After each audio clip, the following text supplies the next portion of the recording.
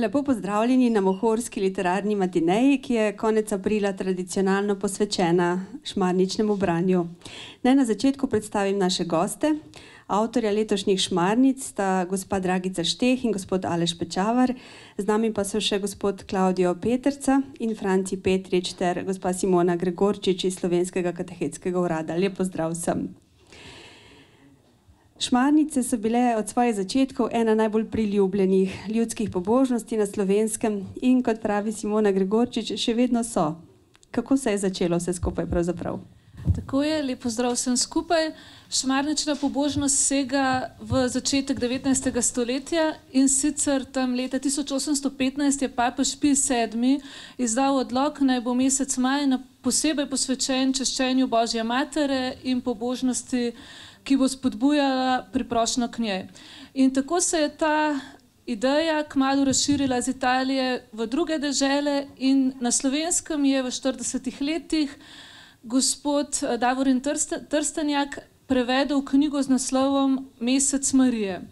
No in potem se je pa našel en nadebuden bogoslovec Jernej Lenček, ki je pa želel, da bi to pobožnost obhajali tudi v Ljubljani. No in tako se je pobožnost res začela najprej v Alojzijevišču leta 1852, kmalu je pa potem prav na pobudo knjige, ki je šla v Sloveniji in sicer pod peresom Janeza Volčiča, je nastalo branje Marije v čas z naslovom Šmarnice in prav iz tega izhaja, da danes pobožnost imenujemo Šmarnice. To je bilo med ljudmi zelo lepo sprejeto in tako je potem že v letu 1855 ta pobožnost potekala na Kalobju, v romarskem središču, pa potem se do Štajerske se je kmalu med ljudmi razširila ta želja, da bi v mesecu maju s poslušanjem besedil, ki nekako vodijo k Mariji, k temu, da bi svoje življenje izročali njeni priprošnji in po njej tudi prišli k Jezusu. Skratka, to se je med ljudmi lepo razširilo, predvsem pri kakšnih Marijinih kapelicah in pa vse do današnjih dni lahko rečemo, da so šmarnice v večini slovenskih župnij še vedno prisotne, seveda na najrazličnejše načine in tudi v različnih oblikah. Če lahko za zanimivost povem, Kalobja je moja domača župnija in smo bili zelo navdušeni, ko smo ob 250-letnici župnije odkrili Jožefa Virka, Marijinega pesnika in tudi dejstvo, da je bila v tej cerkvi prvič zapeta pesem Že kliče nas venčani maj. Lepa tradicija, lepa dediščina, na katero smo ponosni. Simona Gregorčič, kako pa ste letos prišli do tematike za letošnjo šmarnično branje? Ja, Slovenski katehetski urad je delovno telo Slovenske škofovske konference in v tej službi je tudi zajeto, da vsako leto izberemo 2 šmarnic, ene za otroke in druge za odrasle.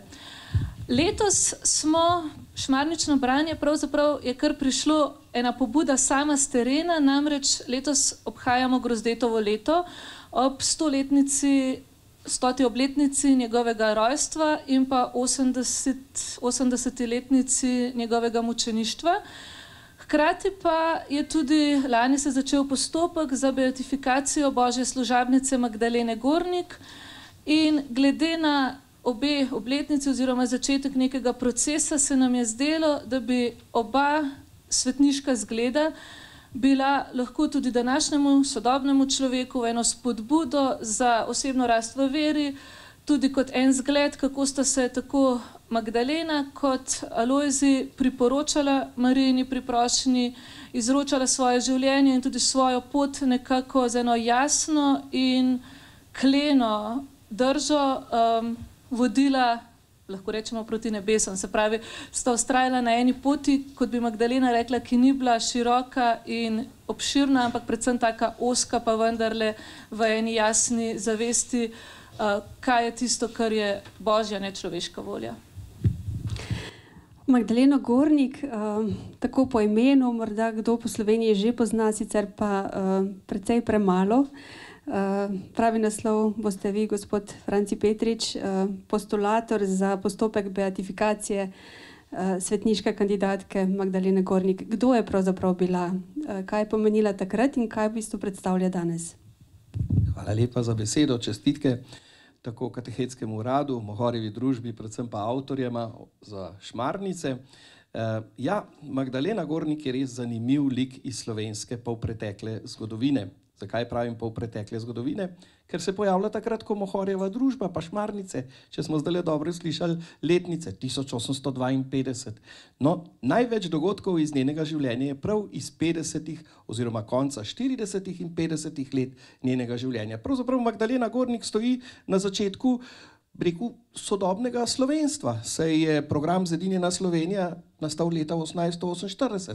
Se pravi, nekega nacionalnega zavedanja, in tako je njen lik na nek način povezan tako z našim narodno rastjo, kakor tudi z duhovno rastjo, če pomislimo na Mohorjevo družbo in pa na Šmarnice. Sicer rojena je 19. julija 1835.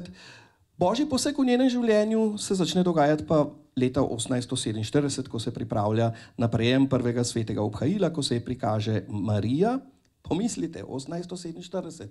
V Lurdu se je Marija prikazala 1858, v Fatimi 1913, v Medžugorju 1981, pri nas pa Marija govori z deklico v slovenščini 1847. Torej ni to prvi pogovor v slovenskem jeziku, ker je govorila že z Urško Ferligoj na Sveti Gori, pa tamle v dolini pri Celovcu imamo prikazovanje, kjer govori po slovensko, in še kje bi morda našli. Ne vem, kako je bilo na Kalobju, čeprav sem opisoval, ampak mislim, da ni nič s prikazovanjem povezano. Ampak v glavnem, gledajte, njen lik je zanimiv, pravzaprav, ker nastopa najprej kot mlado dekle, pravzaprav še otrok, 12-13 let staro dekle. In največ stvari se dogodi v njenem življenju 1848, to se pravi eno leto pozneje. Torej v tistem letu, ko se pravzaprav začne marčna revolucija, potem prebujanje pomlad narodov, različne, bi rekel, velike tektonski premiki v družbi, in takrat Magdalena doživi, najprej preneha uživati hrano, potem prejme stigne v adventu 1848 in 11. augusta 1848 ima tudi prvo videnje, vizijo. In ta njena zamaknjenja se pojavljajo potem vse do njene smrti 1896, 23. februarja.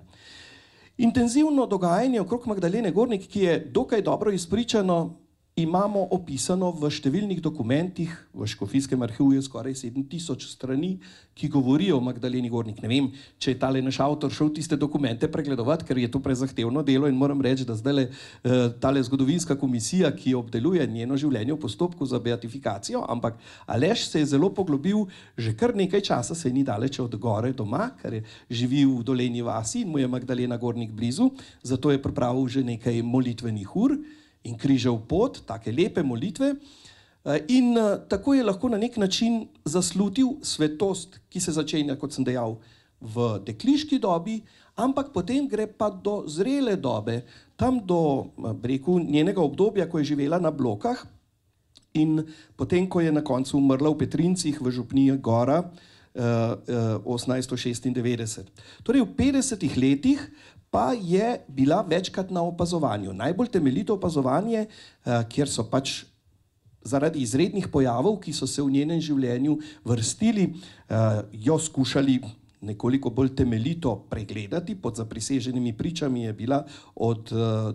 marca 1852 pa tam do, mislim, da 11. aprila 1852 na opazovanju v župnišču, in so skušali ugotoviti, ker namreč obtož je bilo kar nekaj, da gre za sleparstvo ali pa prevaro.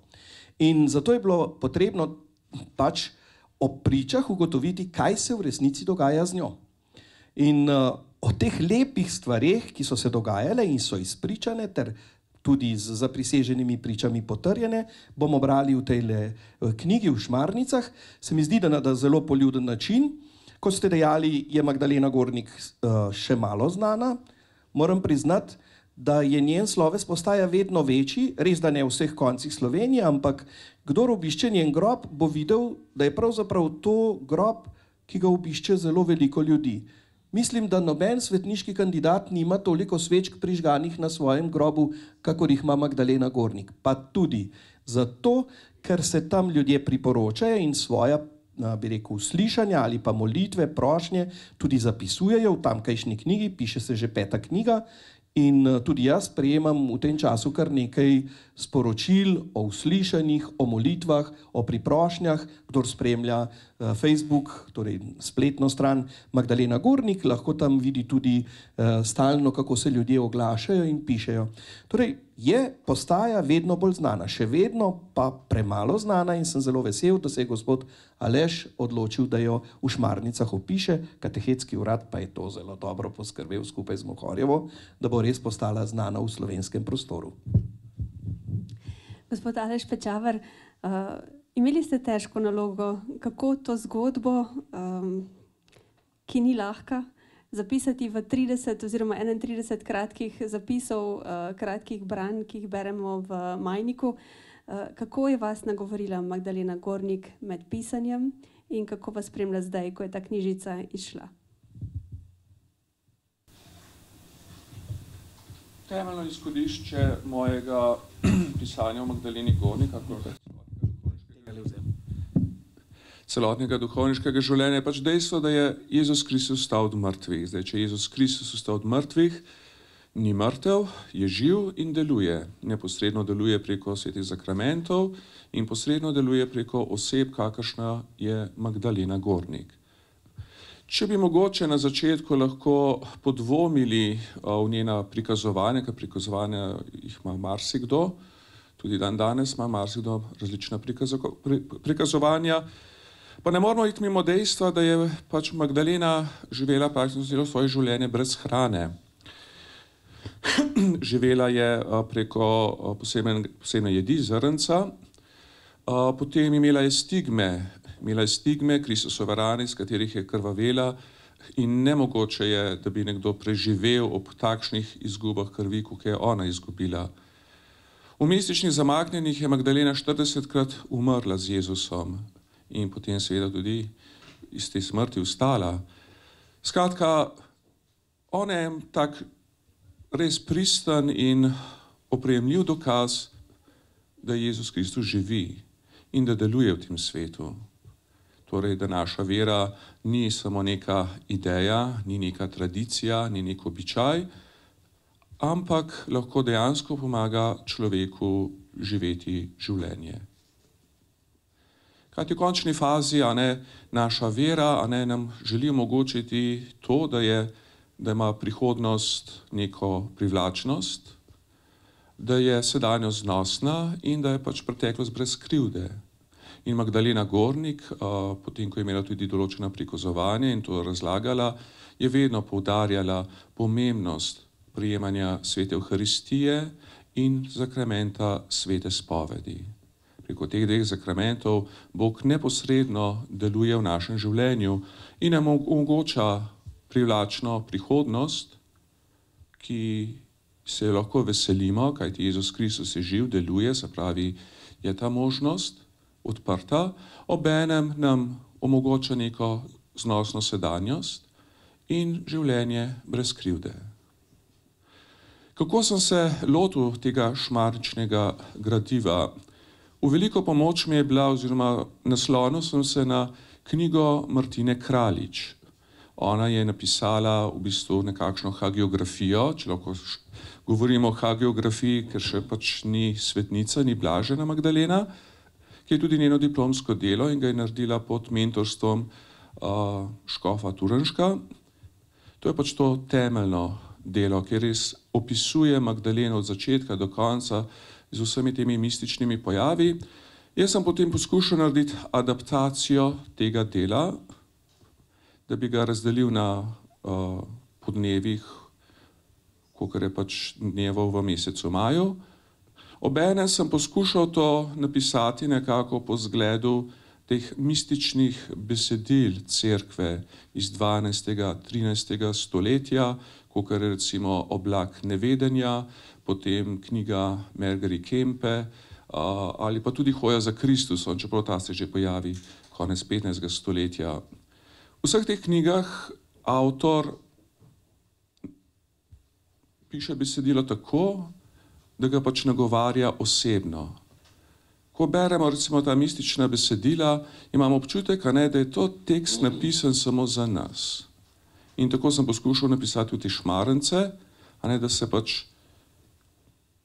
da ima poslušalec oziroma bralec občutek, da je to zgodba napisana samo za njega. Poleg tega sem poskušal pač narediti ene aplikacije na duhovno življenje, kako pač Magdalena Gornik, dogodki iz njenega življenja lahko vplivajo na nas, kako nas pač poučuje, kako nam daje zgled, kako nam razlaga določene aspekte našega življenja. Pač naše življenje ni samo so lepi dogodki, je tudi veliko trpljenja, je veliko sploh v današnjem času, ko nas bomo rekli, mediji bombardirajo slabimi novicami, nas bombardirajo s katastrofami, škandali, vsaka druga stvar, ki jo beremo, piše šokantno, in to vpliva na človeka. Zato pač potrebuje človek neke svetle zglede krščanstva, neke junake, ki jih bo pač lahko človek se naslonil v tej hoji za Kristusom. Magdalena Gornik, celotno njeno življenje, bomo videli potem preko branja,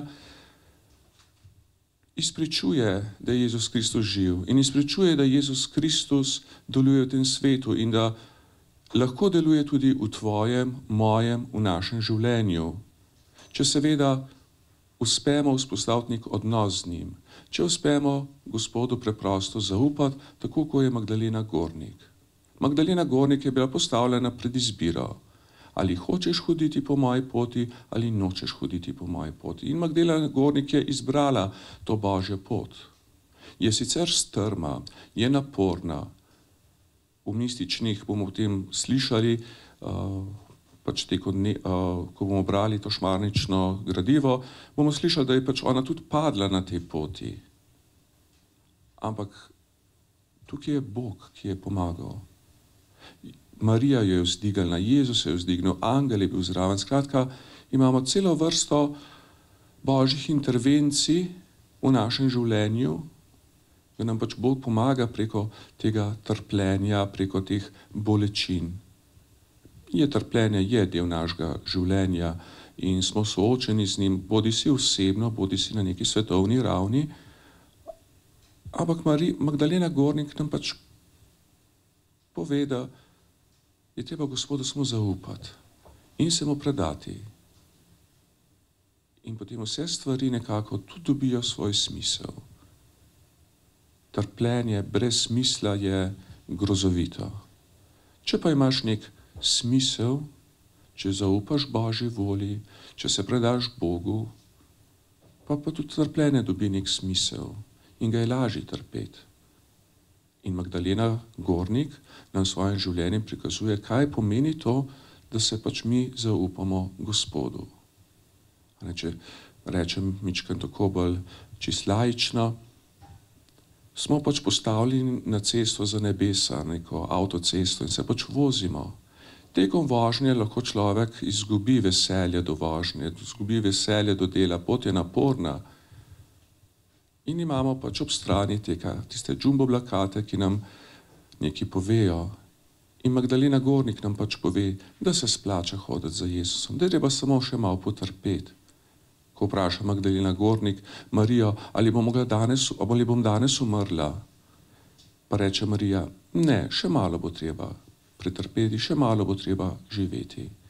Magdalena Gornik jo želim prikazati kot takšno junakinjo naše vere, da se splača verovati v Jezusa Kristusa, ki je vstal od mrtvih, da se splača hoditi po poti krščanstva, da se splača tudi včasih malo potrpeti.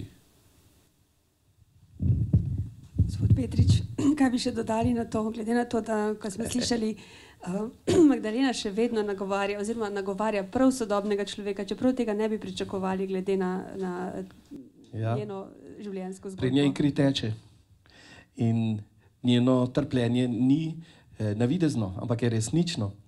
čeprav trpi skupaj s Kristusom in trpi za grehe vsega sveta, kot pravi. Ampak ona sama pravi, trpljenja ne iskati, vse samo pride. Ne? To je zelo pomembna stvar. Torej ne iščemo trpljenja zato, da bomo za Kristus ali pa ne vem za kakšne velike ideale, ki si jih postavljamo v svojem duhovnem življenju, nosili trpljenje ali pa prenašali. Ne. Ona pravi, vse bo trpljenje prišlo, sprejmimo ga in naj nam to pomaga, da bomo dosegli nekoč srečno večnost, kot je lepo razložil gospod Aleš. Ja, v današnjem času govoriti o trpljenju, ko so mene vprašali, a bi sprejel, da bom postulator za ta postopek za Magdaleno Gornik, sem ta prvi rekel, tukaj pa križ prica, ne bom. Nisem bil navdušen, ne? Ampak gledajte, trpljenje, pravzaprav Vittorio Messori, mislim, da zelo lepo pravi, italijanski publicist, ne? Danes smo trpljenje porinili bodisi v bolnišnice, v sanatorije, v domove za ostarele, otrokom ne smemo govoriti o trpljenju, Bog ne daj, ne? Ampak prej ali slej se srečamo s trpljenjem, s smrtjo in z vprašanjem o smislu življenja. In če ki je, potem nam lahko tukaj en lik, kot je lepo rekel gospod Aleš, ne, en jumbo ob avtocesti, lahko plakat ob avtocesti, lahko lepo pove in tukaj ena taka je Magdalena Gornik, ki nam osmisli, da je treba trpljenje sprejeti. Saj ne moramo pobegniti pred njim, ne? Prej ali slej, čeprav farmacevtska industrija naredi veliko stvari, da nam olajša vse skupaj. Ampak vendarle. In zato je dobro, da z enim takim lepim likom skušamo iti naprej, da ne obstanemo. In zgodbo, ki tudi ni lahka, nagovarjamo v Šmarnicah za otroke, najmlajše. Več kot spletni prijatelj je naslov Šmarnic za najmlajše. Naj povem samo še to, da obe dve knjižici povezuje portret, ki sta ga narisala oziroma naslikala mož in žena, in sicer Magdaleno Gornik, Nikolaj Mašukov, Alojzija Grozdeta pa njegova žena Maša Bersan Mašuk. Hvala lepa za tole. Jaz bom besedo predala kolegici Meti Lenart Perger, midva s gospodom Petričem pa se bova zdaj poslovila. Hvala.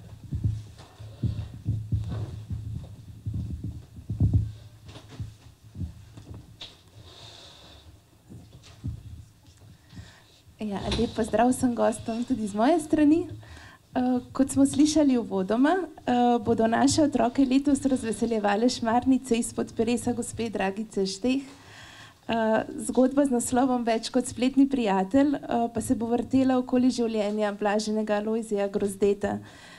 Tega bodo otroci spoznavali skozi pripoved 12-letnega Filipa. Gospa Dragica, za seboj imate že kar zavidljivo število knjig, pod katere ste se podpisali. Kako pa se je rodila ideja za zgodbo, ki jo bomo spoznali v letošnjem šmarničnem branju?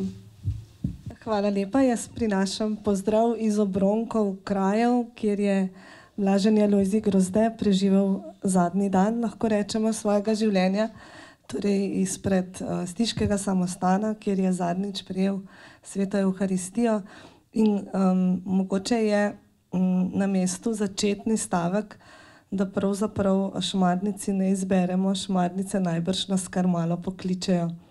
Midva s gospodom Klavdijem sva večkrat debatirala kakšne stvari in enkrat v lanskem letu tudi ugotovila, da prihajamo v leto velikih obletnic, torej 100-letnice rojstva in 80-letnice mučeniške smrti blaženega Alojzija Grozdeta. In sva počasi začela razvijati idejo, kako bi pa ta lik približali tudi otrokom in predvsem mogoče celo mladini.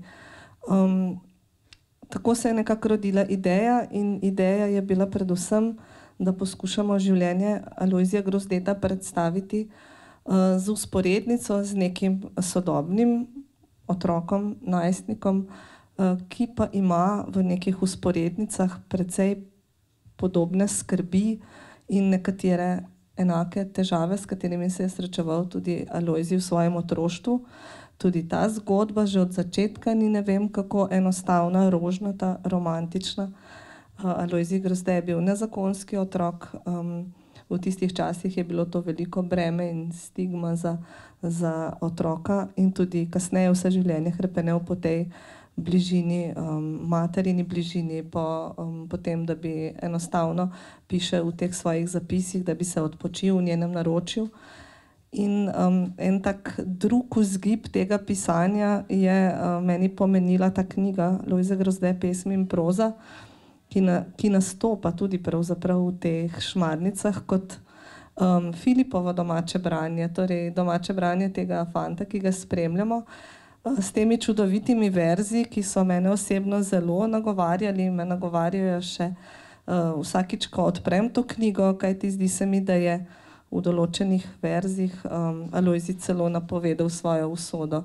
Tako nekako v obrisih, ampak več o tem, zakaj tako močno si želimo, da bi lik blaženega Alojzija zasijal med nami, pa bo gotovo povedal gospod Klavdijo. Hvala lepa. Potem pa bi res kar vas, gospod Peterca, vprašala. Delujete kot dekan dekanije Trebnje, ki je tesno povezana z življenjem blaženega Lojzija Grozdeta, kot smo slišali. Kaj pomeni za vas kot vodjo dekanije in za vaše vernike izbira letošnjega šmarničnega branja? Lep pozdrav tudi z moje strani, hvala za besedo.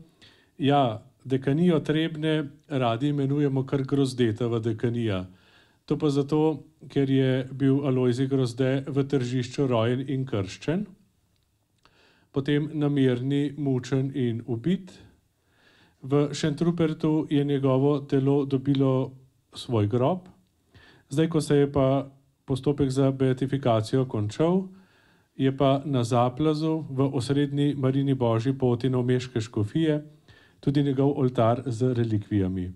Na ta način smo res kot dekanija zelo, zelo povezani z blaženim Alojzijem Grozdetom. Z Marijo Gornik, kot je bilo, z Magdaleno Gornik, kot je bilo lepo rečeno, za Slovenijo nastopi en čas pomladi. In vsi se pravzaprav spomladi najbolj bojimo pozebe, slane. Tudi v naši zgodovini se je ta pozeba, ta slana zgodila in Alojzij Grozde vstopa v ta čas. Zato je njegova zgodba po eni strani težka zgodba, po drugi strani pa nekaj, kar prinaša tisto luč na koncu tunela in hkrati tudi tisto sonce, ki razsvetljuje človekovo življenje. Da si je Alojzij Grozde za vodilo svojega življenja izbral besede Evharistija, sonce mojega življenja, je, verjamem, tudi za vse nas ena velika spodbuda. No in zato so Šmarnice po eni strani priznanje za vse tisto, kar smo v dekaniji že poskušali narediti, da bi se življenje blaženega Alojzija Grozdeta med našimi ljudmi kot eno vodilo za njihove stiske in težave, bi rekel, nekako razširilo, prijelo. No in tako se mi zdi, da to šmarnično branje res lepo povezuje sedanji čas z eno svetlo osebnostjo, ki hkrati nakazuje, da je hoditi skozi življenje s križem nekaj, kar seveda zagotavlja tudi vstajensko zarjo. Hvala lepa.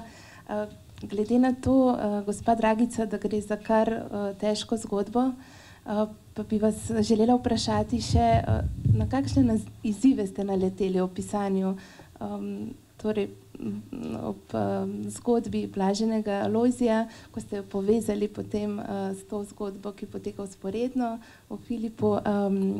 Kako ste pravzaprav se lotili pisanja, na kakšne izzive ste naleteli? Torej, zgodba, kot že rečeno, ni najbolj preprosta. Mi pa smo vsi pod enim takim izzivom, da bi otrokom olajšali kakšne stvari, da mogoče tudi ne bi težkih stvari izpostavljali, jih postavljali v ospredje. Ampak pri zgodbah, kot je Alojzijeva, je pravzaprav nemogoče stvari ne povedati. Zato izziv, kako povedati to, da je bil res zverinsko mučen, kako povedati, da je vse v zvezi z njegovo smrtjo posledica ene grozne krivice in enega temnega obdobja tudi naše zgodovine na nek tak način, ki ne bo ranil, ki ne bo bremenil, ampak bo enostavno povedal resnico in na ta način mogoče izpostavil ta zgled mučeništva. To je bil gotovo velik izziv in mogoče tudi en prvih pomislekov, ali te šmarnice ali te zapisi sploh lahko so namenjeni otrokom. Zato je tukaj ta Filip, ta dečko, ki je, morda boste rekli, da je drugačen od večine 12-letnikov. Jaz imam doma nekaj primerov že, ki so bili 12-letniki, verjamem tudi, da moramo v slovensko mladino, v slovenske otroke polagati večje izzive in večja upanja in jih enostavno ne prepuščati temu malodušju, kaj pa, in jih kar nekako ožigosati za to, da ne razmišljajo, da jih te teme ne zanimajo in tako naprej. Zato smo v bistvu zgodbo zapisali tako, kot se je zgodila, brez velikih olepšavanj. Povedali smo, da je bil Lojze ubit, zakaj je bil ubit, kje je bil ubit. In predvsem smo povedali to, kako močno je on vse svoje življenje predajal v varstvo Božji materi Mariji in nebeškemu očetu, kako se je res ves posvečal, tudi ne samo temu verskemu vidiku, duhovnemu vidiku, ampak tudi kot Slovenec. Vse te njegovi zapisi, kako je razmišljal o tem, kako je slovenstvo en velik dar, tudi to se mi zdi, da moramo današnji mladini, današnji družbi večkrat povedati na glas, z lepo slovensko govorico, z našimi besedami, in samo na ta način lahko mogoče ustavimo vlak, ki drvi precej v nenavadno smer, torej v neko smer malodušja, posploševanja, takih enostavnih stvari, s katerimi smo prehitro zadovoljni. Filip je mogoče malo idealiziran najstnik, po drugi strani pa prav tako se sooča z vsemi skrbmi, ki jih imajo otroci v tem obdobju. Tudi on mora doživeti stresno situacijo selitve, tudi on odrašča brez očeta. Namenoma nismo želeli niti idealizirati te zgodbe in jo zaključiti z nekim romantičnim koncem srečnega družinskega sožitja, ampak pustimo zgodbo na nek način nedorečeno v določenih segmentih, ker tako se tudi danes živi. Niso vse zgodbe, ne končajo se vse zgodbe pravzaprav tako zelo srečno. Družine se razidejo, marsikaj težkega se zgodi v družinah, ampak Božje upanje in Božja roka nad vsem tem gotovo prevlada. Že prej sem rekla, tele preroške misli, te preroške misli našega Lojzija in zvončki, v katerih so ga našli otroci tistega februarja leta 1943, torej tistega leta, ko je umrl. On je v svojih drobnih pesmih, ki jih je izdal v zbirki Plamen, tam nekje leta 1939-40, torej 3 leta pred smrtjo, zapisal takole. Zvončki spet v mejah zvonijo, eden k drugemu se sklanja, v vejah češnje in kostanja. Ptički speve si drobijo, fantje vriskajo na vasi, tu so zdaj pomladni časi. Kaj srce si mi vzdrhtelo, kaj si v boli zajokalo, česa si pričakovalo, česa zase si hotelo. In ta nedorečenost, ki jo Alojzij Grozde v svojih verzih zelo velikokrat izraža, neka nedorečenost, nek klic po Božji navzočnosti, ta je tudi v Šmarnicah. Hvala lepa tudi za to branje. Gospod Peterca, vi ste v uvodniku k Šmarnicam zapisali, naj otroci dodajo Blaženega Grozdeta med svoje prijatelje. Zakaj bi ga mladi morali dobro poznati? Kaj se lahko naučijo od njega? Vsekakor je dobro med svojimi prijatelji imeti tudi nekoga, ki ti lahko v stiski pomaga, bodi si z nasveti, bodi si pa zato, ker je podobne stvari, kot jih doživljaš ti, doživel tudi sam. Ravno življenjska zgodba Blaženega Lojzija Grozdeta na primeru tegale Filipa lepo kaže, da pravzaprav tisti mladostniki, pa takih ni tako malo, ki doživljajo da se jim vse podira, začenši pri domači družini, pravzaprav niso ne zavrženi, ne pozabljeni, ne od Boga, ne od ljudi. Je samo ta njihova življenjska okoliščina nekaj, kar jim lahko še bolj pomaga zahrepeneti po pravi smeri, po višjih idealih, pa tudi po tistem soncu, o katerem sem že govoril. Se pravi, imeti med prijatelji tudi svetnika pomeni res svojemu življenju dodati novo kvaliteto. In tako se mi zdi, da je čedalje bolj sodobni čas spet čas svetnikov, ko jih odkrivamo, ko jih spoznavamo. Ravno zato, ker so mogoče včasih preveč o svetnikih govorili samo idealistično. Danes pa vidimo, da je biti svetnik v svojih okoliščinah, ki so lahko težke, ki so lahko zahtevne, računati na Božjo pomoč nekaj, kar človeku res odpira veliko obzorja in daje novo moč. Tako da se mi zdi, da je imeti poleg prijateljev na Facebooku, na drugih omrežjih, še en tak spisek prijateljev svetnikov, na katerem je seveda gotovo najprej krstni zavetnik, pa potem mogoče župnijski zavetnik, pa ni slabo, da je tudi kakšen malo bolj sodoben svetnik, svetnik našega časa, in Alojzij Grozdej je to zagotovo lahko. No, upam, da ga bo ob branju letošnjih šmarnic veliko mladih dodalo med svojega prijatelja.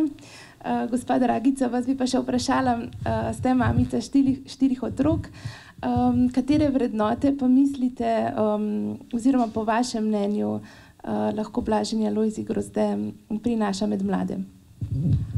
Najprej gotovo s tem, ker je tudi zelo človeški tak. Njegove zgodbe, življenjepis, ki je zelo podrobno opisan, pravijo, da je bil zelo ognjevitega značaja in da se je tudi včasih, če je bilo potrebno, dokazal tudi s pestmi.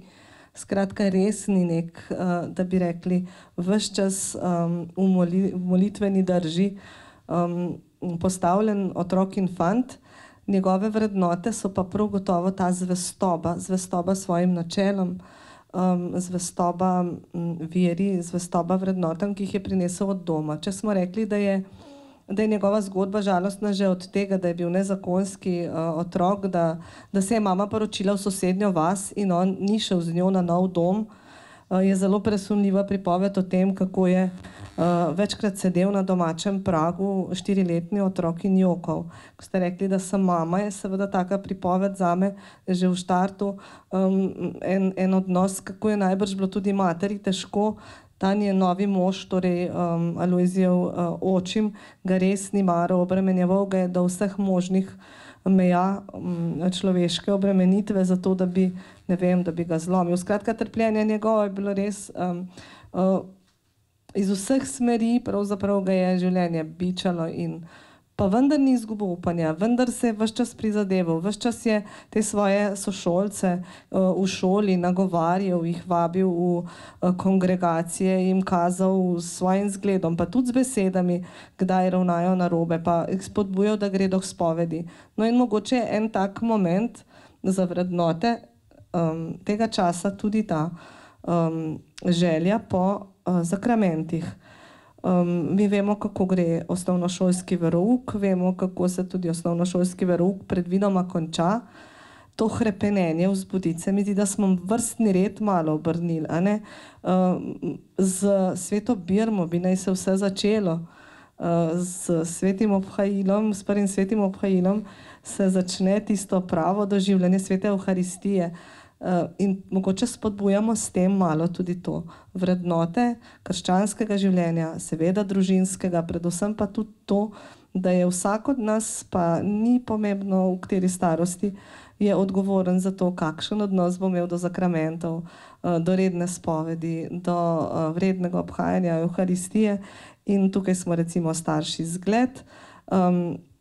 Otroci pa se mi zdi, da zelo močno hrepenijo po višjih vrednotah, po stvareh, ki jim jih na nek način tudi predstavljamo s takimi stvarmi, kot so šmarnice, s tem, da imajo šmarnice eno tako lepo možnost, ker so ponavadi kar lepo obiskane, ker je to ena ljudska pobožnost, ki se je, vsaj pri nas, naši župniji v Šentvidu pri Stični, pa tudi od tam, kjer prihaja gospod Klaudijo, res ohranila v tej meri, da otroci radi prihajajo, da se veselijo teh zgodb, seveda tudi zbiranja teh listkov, morebitnega posladkanja na koncu šmarnic, ampak to se mi zdi, da je ena res taka široka prilika pokazati vrednote, pokazati to, da se je vredno truditi za više cilje in da so sakramenti v prvi vrsti darilo, da so v prvi vrsti nekaj, za kar se je potrebno truditi